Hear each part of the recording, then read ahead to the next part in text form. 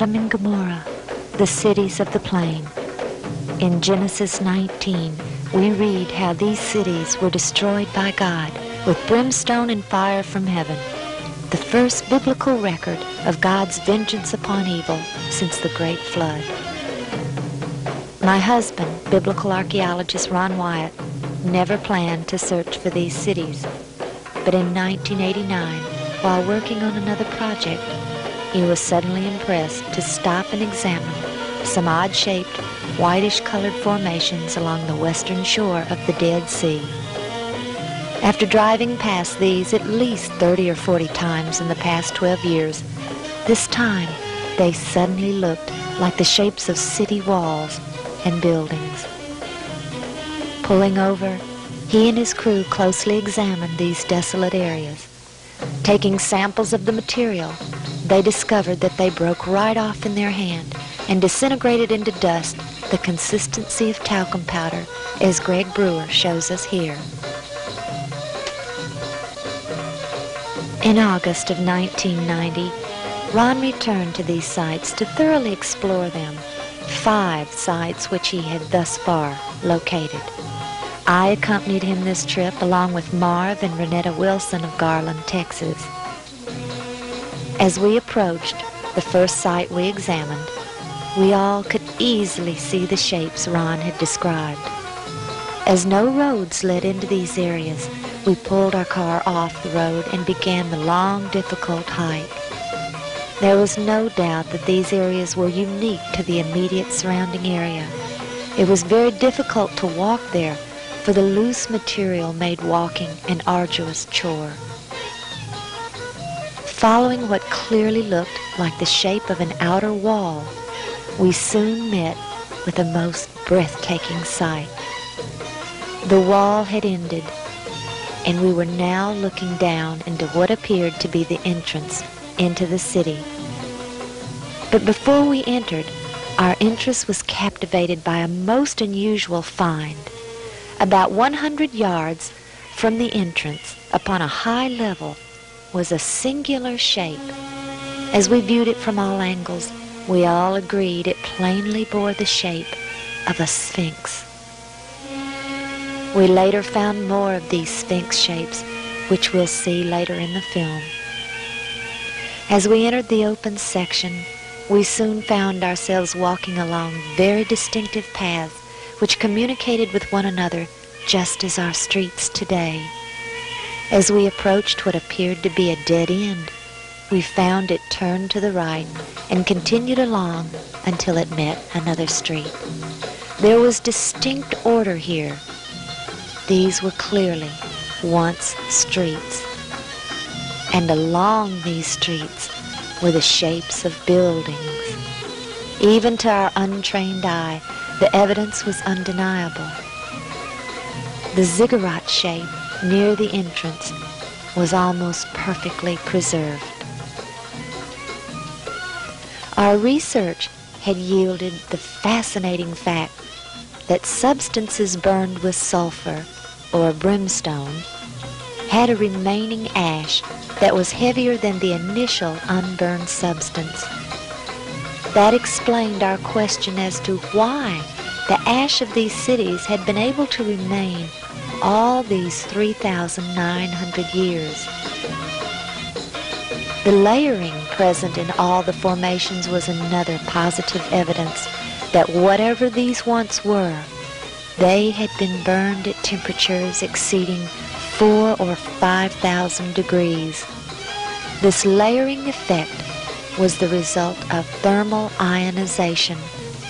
Whenever a substance is burned at extremely high temperatures, the ions of the various substances being burned attract and repel, distorting the flame. Ron drew our attention to features present here which simply do not occur naturally. He showed us a section which revealed a broken double wall which extended toward us at a perfect 90-degree angle. Over the many years, the ash of these cities had eroded to such a degree that it caused the thick layer of loose ash which made walking so difficult.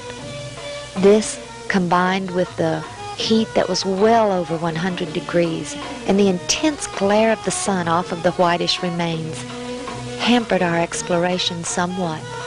The cities were so large, we knew it would take weeks to complete our exploration of even this one, so we decided to move on to a different area. We found a site where we could easily climb onto a high section. Here, on a distinct platform-like area, we found another sphinx shape next to a ziggurat shape. Climbing this ziggurat, we found we could view the remains from a very good angle. The site we were examining was located at the base of Masada, and soon we all decided that we should go to the top of Masada and film these areas from there. As we took the cable car to the top, the view was breathtaking. The shape of the city was perfectly revealed below us. Here we saw a giant platform-like area, perfectly symmetrical, which was identical to the temple areas of other ancient cities, such as the biblical Shushan or Susa, located in present-day Iran. Then we saw the raised section which we had climbed upon earlier, with the sphinx shape and the ziggurat. We were all convinced, but we also knew there had to be more evidence than this to convince others.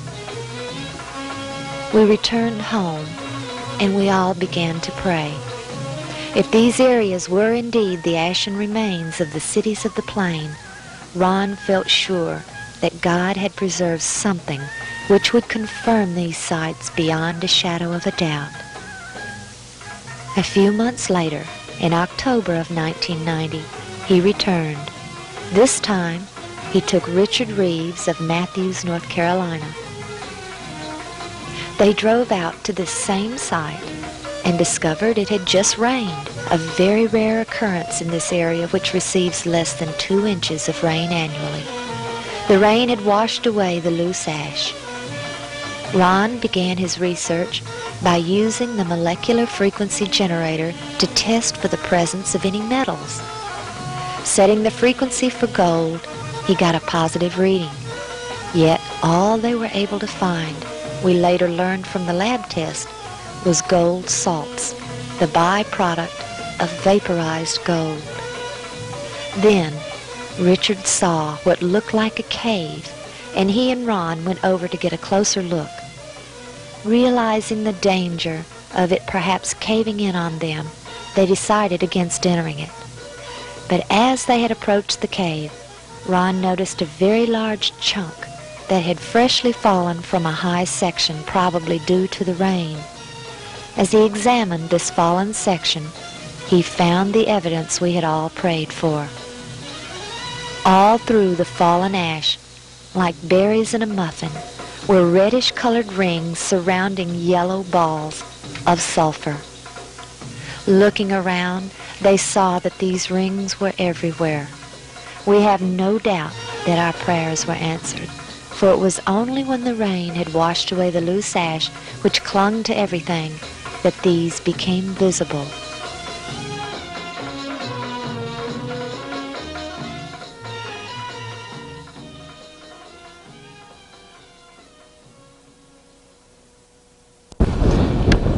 Okay, we're down at Sodom and Gomorrah still. Right in front of you see some unusual looking spots on this, shall we say, layer of ash. It's not stone, it's ash. Now we'll move in for a close-up of this. And you can see that they're kind of circular shaped places. Now what we have found, and we'll move in a little closer here, is that inside each of these is sulfur. That is in most of them. Now the ones that do not have sulfur in them And this one we just took a bunch of sulfur out and put it in our specimen bag. But the ones that don't have sulfur have a very black center where they have where it's been very hot. So now we'll move in on this one where there is some sulfur still present, and back off just enough so you can see what we're up to here, and we'll go collect that sample in a bag.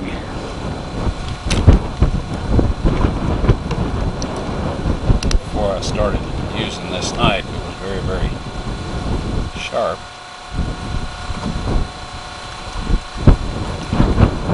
Okay, here this is, and we have collected some more, and it smells and tastes like sulfur. Now the Bible tells us that it rained fire and brimstone upon the cities of Sodom and Gomorrah. Now what you see in front of you here is the results of large and small, well, varying sized chunks of sulfur, burning sulfur that have hit. And what we find here is that God rained this burning sulfur down upon this city, and rain is a perfect description of it. It landed just in the pattern that rain would fall, and the stuff, of course, the accumulative heat of all of this upon the city set the entire thing ablaze. The flashpoint of every material there, metal, stone, of course the people, and everything burned, and this sulfur continued to burn, and it vitrified the material around it after it had burned it all up, sealed itself off from the oxygen, and then of course smothered itself out. And in each of these little crystalline capsules here is a varying size chunk of sulfur, and there are millions of these in these ashes that we have here. Now some of them we have cracked open so you can see the sulfur inside, and others we have left intact, but there are millions of these here. So this shows that God indeed rained fire and brimstone upon these cities. And if you'll look in your dictionary, under brimstone you'll find that it is sulfur. Now here's one of these sulfur capsules that is embedded in this material. And if you look closely, you can see the large amount of sulfur right in the center of the darker ring. And that particular one has a large quantity of just pure sulfur. Now once you become aware of how this happened out here and look around, we see just no end of these large blobs of sulfur. That particular one there is in the neighborhood of probably 10-15 pounds.